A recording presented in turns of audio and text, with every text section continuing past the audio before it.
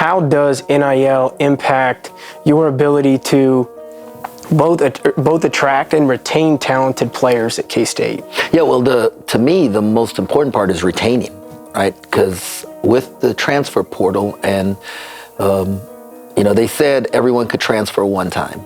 And now all of a sudden, you can transfer twice and play. And I think very soon they're going to say you can transfer as much as you want to, right? I don't believe we have guys on our campus who would leave if the playing field is level. But I do know we have guys on our campus that are going to be pursued. Coach Drew gave me ownership of things, and because he gave me ownership and I loved him and loved our program and felt like, he never treated like his program as our program, man, I was all in on it. K-State family, thanks for tuning in to this episode of Cats Talk, hosted by Wildcat NIL. We hope you enjoyed the conversation. Be sure to like, comment, or subscribe wherever you find your podcasts, including Apple, Spotify, and YouTube. Please also follow us on social media. Your support makes it so we can continue to put out these podcast episodes. If you're looking for more information on NIL, please visit www.catsnil.com. Thanks for your support, and go Cats. Excited to announce our next guest here on Cats Talk, hosted by Wildcat NIL, none other than the reigning Naismith Coach of the Year, Jerome Tang. Coach Tang, we're thrilled to have you on here today. Thanks for being with us. Well, it's an honor to be here. Thankful, very excited about Wildcat NIL and moving forward, being cutting edge with this thing, and so appreciate all you guys' hard work. Now, Coach, start off on a more lighthearted note. Two of your former players were announced that they're going to be in the G League All-Star game, Markquis Nowell and Keyontae Johnson. Obviously, those are guys who I think mean a lot to you and are prominent players in the history of K-State basketball. How excited were you when you found out that Keyontae and Markquis are going to be playing in the All-Star game? Man, so fired up. We've been tracking it, actually, and voting every day. And, man, really appreciate our fan base who, jumped on board and supporting these guys. And then, obviously, the Thunder fan base and the Raptors fan base played a big part. But those guys' accomplishment, their play, also got him in the game. And we was just on FaceTime with Keyontae, and, he had a big smile on his face and asked him if they were going to be on the same team, and he thought there was a chance. And so excited that they get to be in Indianapolis for All-Star Weekend and just represent themselves, their families, and our university. Absolutely. And Keyontae, I think they're both special. I mean, their stories are both incredibly special, but Keyontae, he's a guy who, when you came to K-State, I think from Keyontae's perspective, he didn't know if he was ever going to play basketball again. So for you to bring him in here and him have the year that he had last year and then ultimately now make it to the NBA and play in a G League All-Star game, can you just talk about what his journey looks like from your perspective and how incredible it is, where he's come from, where he's at now? Well, I'm very happy for him, not just because of this accomplishment, but he was very thankful for every opportunity that was brought his way and to be a part of this family. And every day at practice, he was thankful to be here. And I can say the same thing about Markquis, that they were both guys who they just ate up everything that we threw at him and was so grateful for the opportunity that was given them. And they just outworked everyone.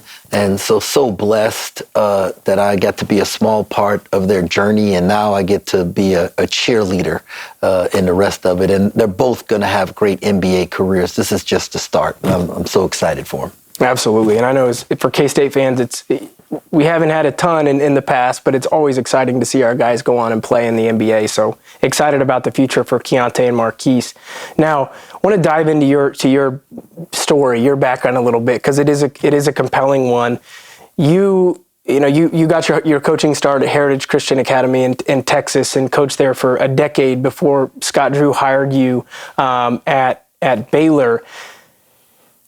When you were coaching at Heritage Christian Academy, did you ever think that, man, I really think there's a chance I make this jump? What did you think the future was like for Jerome Tang in the mid-90s when you're at Heritage Christian? Well, Heritage Christian was my dream job. Okay. I wanted to be the youth pastor at a church that had a Christian school so I can coach the basketball team. And actually 2 days after I verbalized that, to the guy who was my mentor, Mike Allard. Dr. Cooper called him looking for a basketball coach. And in less than a year, I was the youth pastor at the church as well as the basketball coach. They had a Christian school, and so I was living a dream. Our second year, we played for the state championship, and the semifinals and the finals were held at Baylor University. And so sitting on the bench at Baylor, I remember turning to my best friend, who was my assistant, Torrance Hicks, and I said to him, man, this is a really cool place. Wouldn't it be cool to coach here? And I told him, I said, well, I'm going to coach here one day. And 10 years later, I'm an assistant at Baylor University. And so, God birthed the vision in my heart. And until he brought it to fruition, there was a lot of work that was put in. And I loved my time at Heritage. Wouldn't trade it for the world, and really prepared me for what we had to do at Baylor. And then obviously Baylor has prepared me for what we're going to accomplish here at Kansas State. Absolutely. And so a decade or so at Heritage, and then you go to Baylor in 2003 with Scott Drew, and at that time, Baylor was mired in some scandal and hadn't been to the tournament in maybe 15 years. Can you explain how you and Coach Drew and the rest of your coaching staff elevated Baylor from a team that maybe wasn't seen as a perennial contender to a perennial contender and a national champion? Factor's delicious, ready-to-eat meals make eating better every day easy. Wherever tomorrow takes you, be ready with pre-prepared, chef-crafted, and dietitian-approved meals delivered right to your door. You'll have over 35 different options a week to choose from, including keto, calorie smart, vegan, and more. Get started today and have a feel-good week of meals ready to go. Factor is the perfect solution if you're looking for fast, upscale options done easily. Get as much or as little as you need by choosing 6 to 18 meals per week. Plus, you can pause or reschedule your deliveries anytime. Head to factormeals.com/CatTalk50 and use code CatTalk50 to get 50% off. That's code CatTalk50 at factormeals.com/CatTalk50 to get 50% off. The meals are no prep, no mess. Factor is the perfect solution if you're looking for fast, upscale options done easily. Yeah, well, they actually hadn't been to the tournament in 20 years. Okay, 20 years. And so, our thing was that it was a wonderful place, private Christian university with a lot of talent within 3 hours of them, and so we just had to find kids that fit our niche and what we were about. And there was never a time when I feel like we didn't think we could accomplish what we wanted to accomplish. I remember one of my very first phone calls was to Tweety Carter, who's now on staff at Baylor. He was the first McDonald's All-American to sign at Baylor. And I remember telling him, standing on the court at Texas Tech less than 60 minutes before tip, and I'm on the phone with him. I'm telling him, hey, Tweety, one day you're going to be here at Baylor, and we're going to be on the road, and we're going to be ranked number 1 in the country, and this place is going to be packed because they're going to come want to see us, And then I remember the first time we got ranked number 1 in the country, and we're at West Virginia, and it was just like, wow. I remember saying this all these years ago. It was 2017. It was the first time ranked number 1 in the country, and just watching it all come to pass. So having a big vision and just working really hard and believing that hard work always pays off, that was the thing about our staff. We were just together with a common vision that we could turn Baylor into something really special. And with the grace of God and his blessing on our lives, we were able to. And now, obviously, a kind of a culmination of that was the national championship you guys won. And I know that at K-State we all aspire to win a national championship here someday. Can you explain what that national championship season was like? It was unbelievable. But the best part of it is, I don't look back on it, and some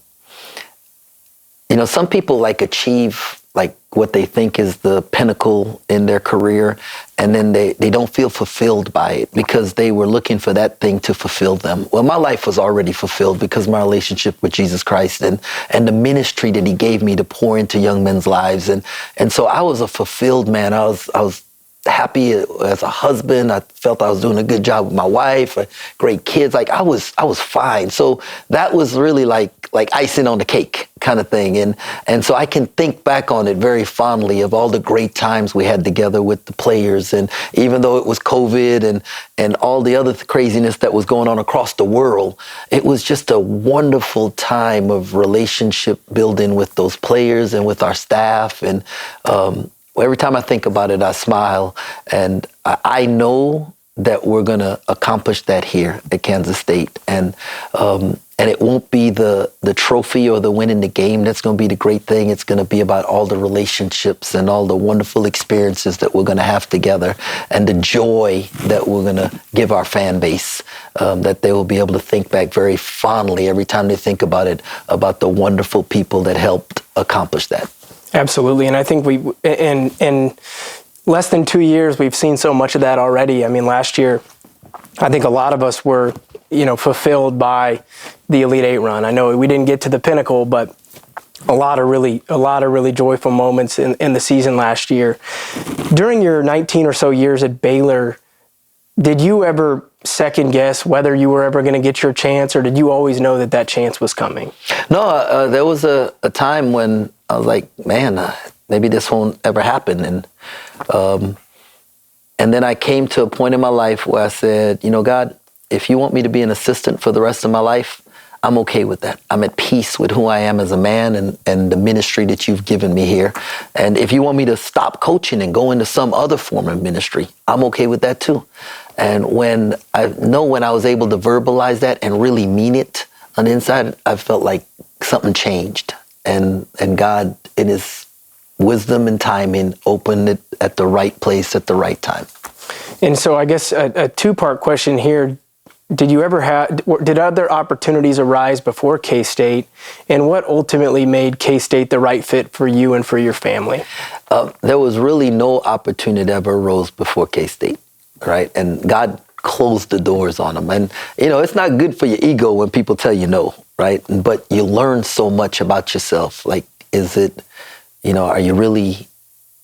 really about ministry? Is this really about serving people, or is this about my own ego? And so what made me pick K-State is Gene Taylor said, I want you, right? Like if Gene Taylor had said, no, I'd been back at Baylor. You know what I mean? So Reem always makes a joke with Gene that he's the smartest guy in the room because he was smart enough to hire me, that coach. But I think we can look across our campus and see what a smart guy Gene is because of all the great hires he's made.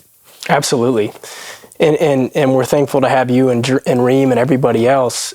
Now, you guys came here in the spring of 2022, and after the portal turned over, you had just two guys on your roster, in Keese and in Ish Massoud. And so, and obviously we know how it turned out. You went and filled out a roster that went on to the Elite Eight.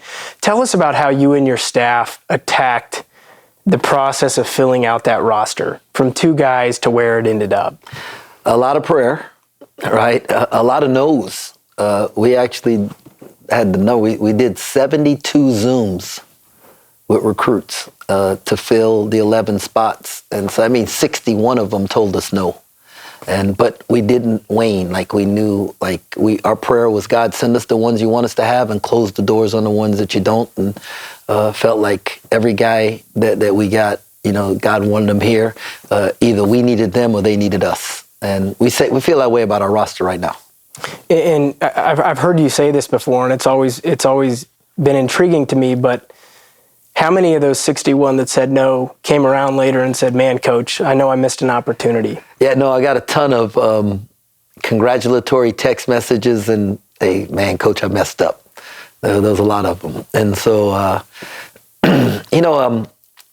this place embraces everyone, but not everyone is for this place. And we want the ones that are going to really embrace all that it's about and represent the values that our city, our community, our university stands for. And so that's really intentional in how we do that. Now, we talked about some of what you've already accomplished at K-State, and you have accomplished so much in a short time. What goals do you have for K-State, both for the rest of this season and moving into the future? Man, we start every year trying to figure out how we can win the last game, right? And that would mean get into the NCAA tournament and then making a run in it. And I believe we can be the kind of basketball program that consistently competes for Big 12 championships and national championships. And, obviously things happen during each season. You have to adjust. But the goal at the start of the year is to put a team together that gives us a chance to win the last game. Now, we're going to shift into some more lighthearted questions here. And you don't have to answer these if you don't want, but who is the best player you've ever coached? Wow, the best basketball player that I've ever coached. And there may be more than one because you've coached a bunch of good ones. There's a slew of them that, that have been really, really talented and done a lot of winning, so it'd be hard to pick one. Do you have a favorite player that you've ever coached? I love them all. Okay. Yeah, I thought you might answer that way. What's your favorite restaurant in Manhattan? Wow. Well, my mom and dad just moved from Florida to here, and so going to my mom's for dinner is my favorite thing to do right now. Smart man. So your parents moved from Florida to Kansas. How did they handle the recent cold weather stretch that we've had? Are they ready to move back? Man, I thought I would come back from one of the trips and they would be gone. Yeah, it was crazy because the weather wasn't bad until the day they got on the plane to fly here. Their stuff was already, in transit, and they're on the plane, and somebody shows my mom what the temperature is going to be. It's like, minus whatever degrees, or we were expecting snow or something. And luckily the plane was already in the air when she saw it, because she would have made it turn around. She'd have turned right around, huh? Yeah, I wouldn't have blamed her. What's your favorite tradition that we do here at K-State? Oh man, the Wabash Cannonball. Okay, that is and a blast. You've created your own tradition by going and doing that with the students, right? The students, man. Our student body is special, right? And not just the way they support the athletic events, right? It's what they do in our community, right? And all the different philanthropies that they support. And I haven't been a lot of places, but I don't think it's common to have this kind of synergy between the town and the university. And it's because of our student body going out into the community and doing things to help make this a better place. So I love our students. And you, I think it was, people often talked about how you embrace the student body. I mean, they embraced you, but you really went out and embraced our student body when you got here. And maybe you already understood that maybe there was a special dynamic there, but why was it so important for you and your staff to go out and embrace, the different frats on campus and the different student organizations on campus, and to really buy into them in turn so they may buy into you? It's a little selfish on my part. I have two kids who are students here at Kansas State, and neither one are athletes. And I would hope that across campus, people in authority, staff members, professors, that they will take a special interest in my kids. And if one of them's having a bad day, that they would be there for them, or, give them a word of encouragement and let them know that they're supported. And because I don't get to be around them all the time. So I try to do for one what I wish I could do for all. And, our environment at games are different when the students are there, and they do a great job of cheering. But if they know that they are part of our program and how important they are to our program, I think they have a little different energy in how they cheer and support us. Is it true that you gave out your phone number, or you've given out multiple times your phone number to the entire student body? Yeah, I have. One of the best pieces of advice I got was from Matthew Driscoll. He's the head coach at North Florida, and he said every year he gives his number to the freshmen. Tell them if they ever need him, they can reach out to him. And so I mean, like I said, I would hope that if my kids are in a situation that they need help, that someone would help them. And if we say this is a family, the K-State family, then, we have to be there to support, because there are a lot of kids who are here and their parents are elsewhere. And I want moms and dads out there to know that if their young person needs help with something, they can reach out to me or my staff. And if we can help, we will help.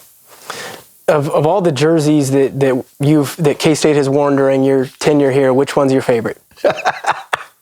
Oh man, the clothing stuff is always crazy to me because I didn't know there was a difference between the script and the block letter, and I never pay attention to that. Like, I know we wear white, I know we wear lavender, I know we wear purple, and now I think we have like this gray that looks black, but I'm colorblind, so it doesn't matter to me. I just tell me what to wear, I'll put it on, and then let's go have a good time. I forgot that you were colorblind, but the jerseys matter to the young guys, right? Yeah. It matters to them, and so whatever they feel good in, I'm okay with. Now, we were talking about the student body, and I guess I'll go back to that. Something that's become really popular on campus and on social media is Hang with Tang, and obviously a segment where you sit on a purple couch with members of our student body and they ask you questions. How did that segment come to be? Yeah, well, I wanted to do something that allowed me to be a part of the student body and spend time with them, and wasn't quite sure. I like to cook, and so we thought maybe I could go cook in the cafeteria one time. We were coming up with different ideas, and then Ari came up with the idea of the purple couch and me sitting on it and interviewing students and them interviewing me, and then Cam also had some thoughts in that, and they put it together, and I mean, it was incredible. It was a hit. And then the engineering department put some wheels on a couch, and I got to drive it around campus. So it's like taking on a life of its own. But it is such a blast to get to know the students, and just them get to know me and find out. I learned a lot about Kansas geography. I learned a lot about traditions on campus, and because our students are very, very intelligent people who have great hearts, and it's always fun to spend time with them. Who would you say your coaching mentor is, or who are your coaching mentors? Well, obviously Scott, and I've been blessed to live life with some really great coaches. Matt Driscoll at North Florida, and Paul Mills at Wichita State, and Grant McCaslin at Texas Tech, obviously Scott at Baylor, and those guys have really poured into my life.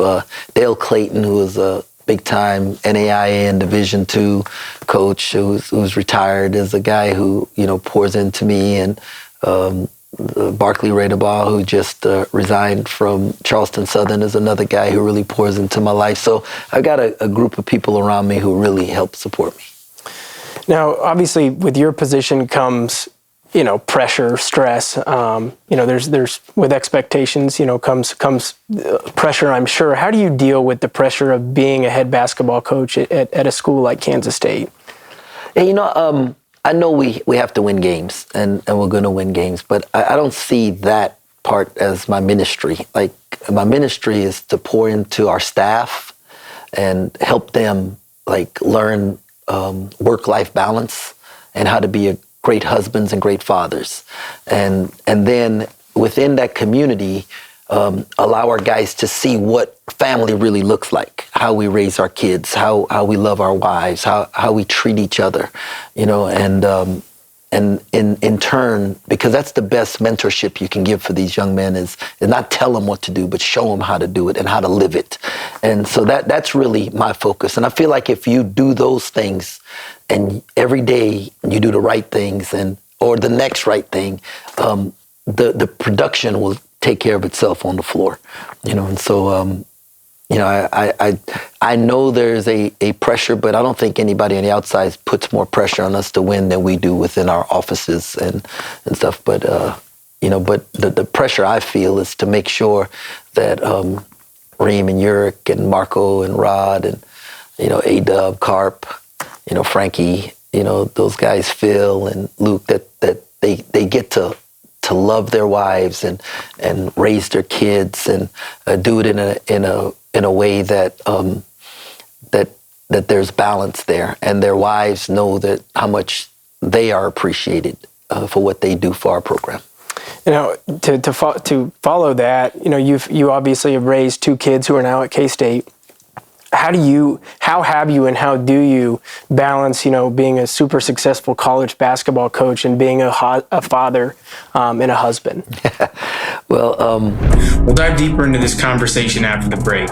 But before then, I want to tell you about our good friends at Home Field Apparel. Get on over to homefieldapparel.com and get your hands on some of Home Field's K-State selection of over 40 items that are thoughtfully created by Home Field's team.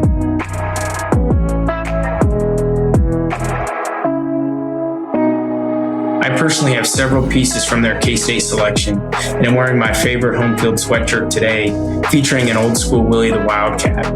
Home Field Apparel is incredibly high quality and comfortable apparel, and there's something for everybody at homefieldapparel.com. Be sure to use the promo code CATSNIL24 when you check out to get 10% off your order. And when you use that promo code, Home Field will donate 10% of your order back to Wildcat NIL so we can support K-State student athletes. Again, get on over to homefieldapparel.com today and use the promo code CATSNIL24. I got a terrific wife. Ray's unbelievable, and she's done the yeoman's work in helping raise our kids, and she's done family vacations are super important to us, and we've done some pretty cool things that Ray's planned and organized, and our kids look forward to that. And then, in fact, I was just talking to Alvin Brooks a few minutes ago. He called, his question was, how do you win at home and on the job, and so we talked about being intentional and being present. And so that's one of the things, when I walk in the house, I try to walk in with energy. I'm never on my phone, because a lot of guys, they show up at home, but they're finishing a phone call as they're walking in the door. Well, you're really not home if that's what you're doing. Yeah? And I try to finish the phone call before I ever go in the house. I walk in the house with great energy. My kids know, if I don't say it, they'll remind me, but it's hello, hello, hello, and we bring great energy into the house. And when I'm there, I try to be present with energy, and they know that I'm there for them. And that, I think them knowing that, and that Daddy's happy to be home and excited to be with us. And then Ray does a great job of giving me a little downtime after that. But we're real intentional about what we do with our children. Couple coaching related questions. How does your staff handle substitutions? Do your assistant coaches handle that for you, or do you guys collaborate on substitutions? We talk about it going into the game, who we feel is going to be the next guy up and things like that. But Coach Marco Bourne, he handles the substitutions.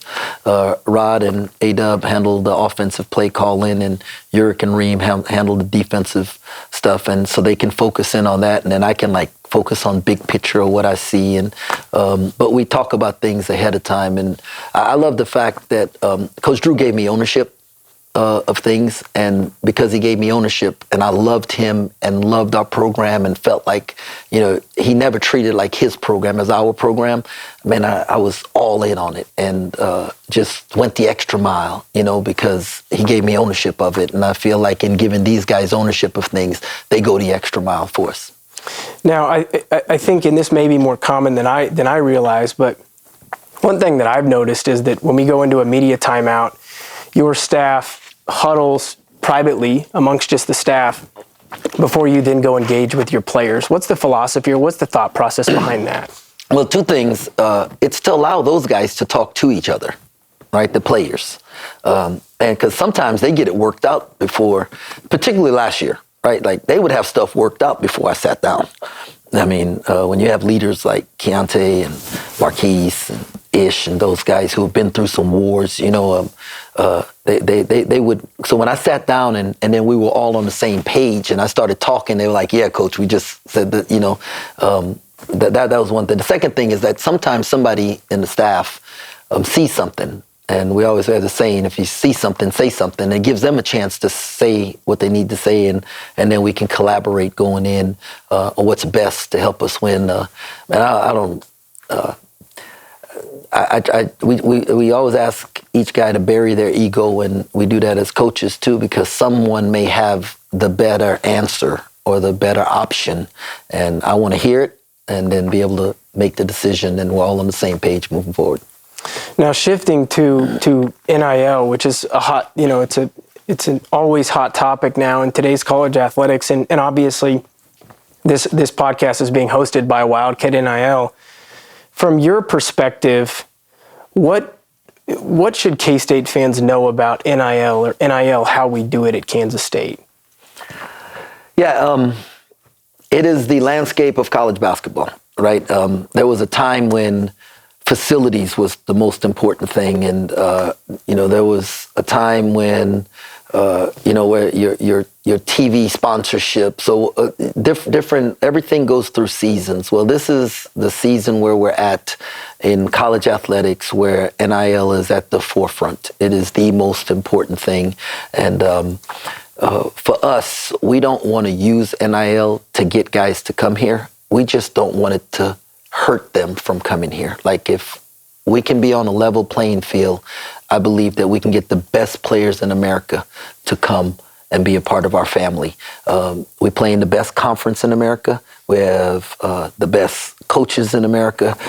We have the best venues in America, and we just happen to have one of the best, right, with our fan base and how we engage with our student athletes and the quality of life they get to live here. And there are elite players across the country that want to be a part of this. And we don't want them to not be able to be a part of it because we're not on a level playing field, NIL-wise.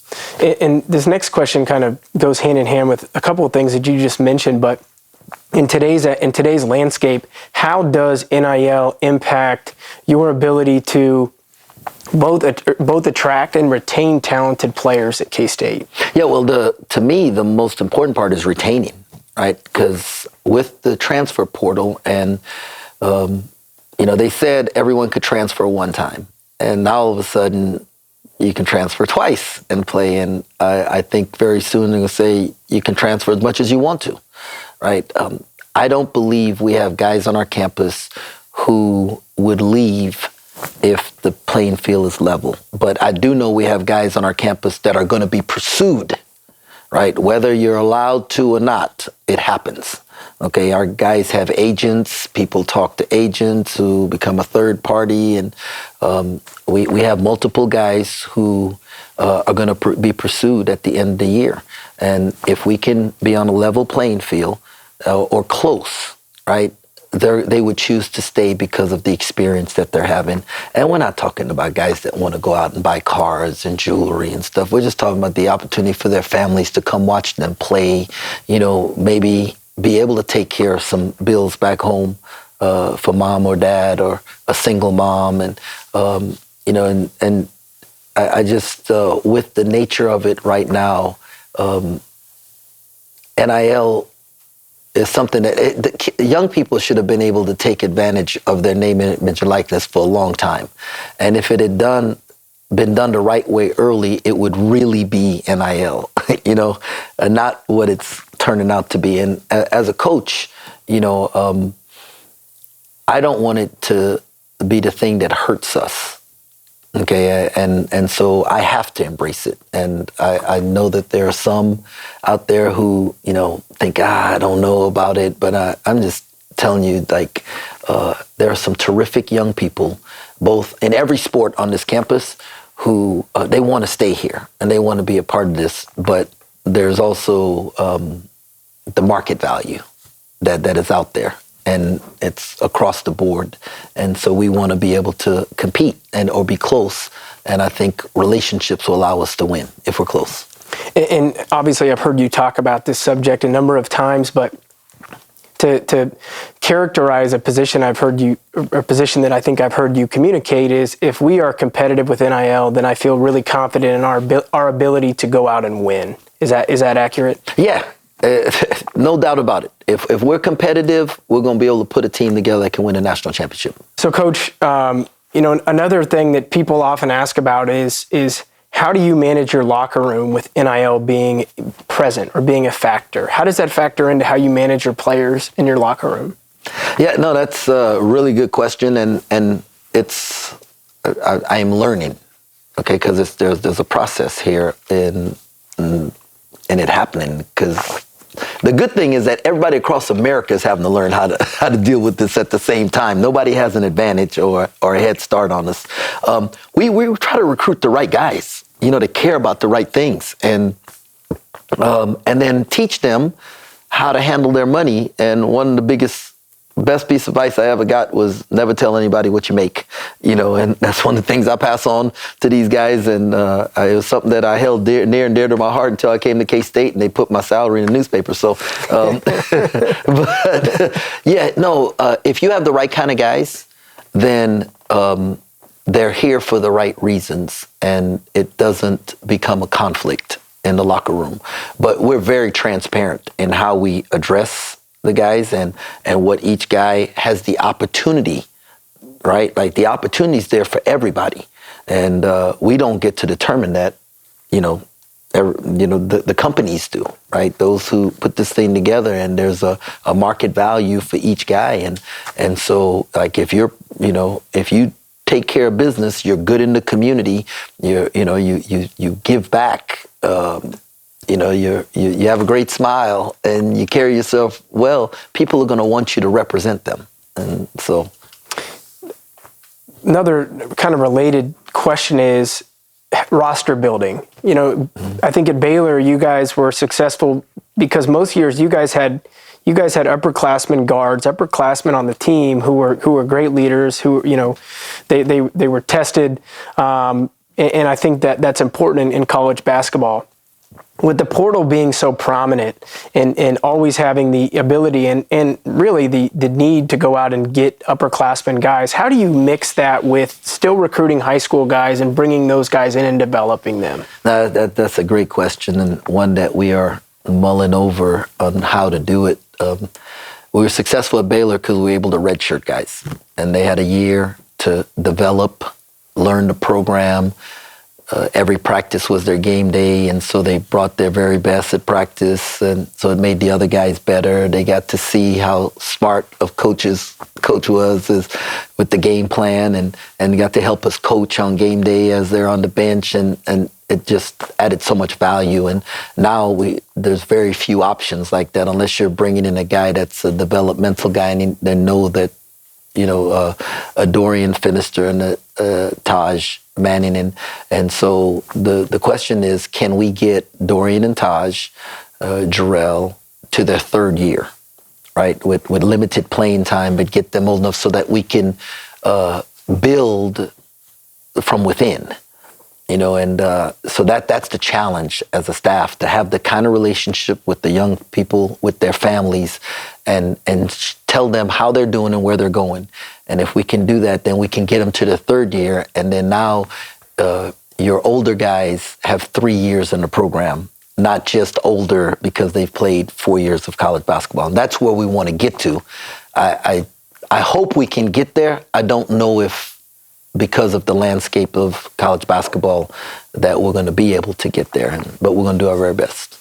Now, last NIL question, and we had an event in Kansas City before your game against Wichita State, and you talked with the fans about, sort of a grassroots type effort to engage the fan base with NIL. Obviously, we know that big donors are a part of this, that local businesses, regional businesses are a part of this. But tell us about, this was really your idea. Explain to our fans the message that you shared with the group of people who were at Pulcinelli in December. Yeah, no, man, I think a lot of people feel like I got to have this big chunk of money to give in order to have an impact. And we like to say everything matters. And my goal is to have 10,000 K-Staters give $500, right? 10,000 K-Staters give $500. That's going to put us at $5 million that goes into the Wildcat NIL that then can be distributed to all the teams across campus. And you